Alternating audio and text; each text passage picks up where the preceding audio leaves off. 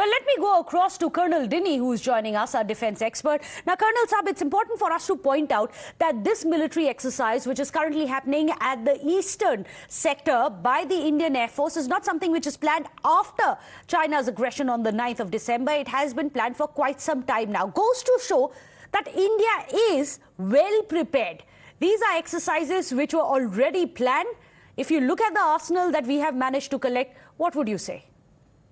Absolutely. All these exercises are pre-planned, and these are based on our threat perceptions. Like, how do we perceive the threat which is there against India, and accordingly, our exercises, our training, our philosophy, our doctrines, everything is made into to cater to that particular need. And that is why, even though this particular incident happened, and it was, I think the exercise has come at the very right time.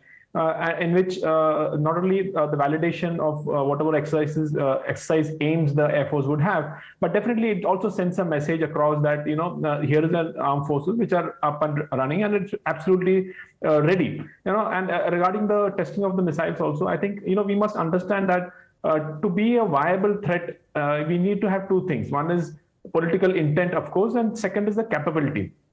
Now, political intent can change overnight, and it depends upon personalities. But to develop capability, it requires a lot of time, and that is why all these ICBMs and such like weapons which come into being, it gives us a credible deterrence against whatever misadventure, if at all, our adversaries are planning. So, therefore, even this was quite clearly, it has emerged in the Ukraine-Russia war, in which if Ukraine had this kind of deterrence, I don't think Russia would have done what it has done there. So therefore, all in all, I think what the Indian Armed Forces collectively, jointly are doing is to show our capability so that there is adequate deterrence for our adversaries not to get into any kind of misadventures. Minor skirmishes along the line of actual control will continue. Those things will happen, but that will not. The aim is not to escalate that into a full-scale war.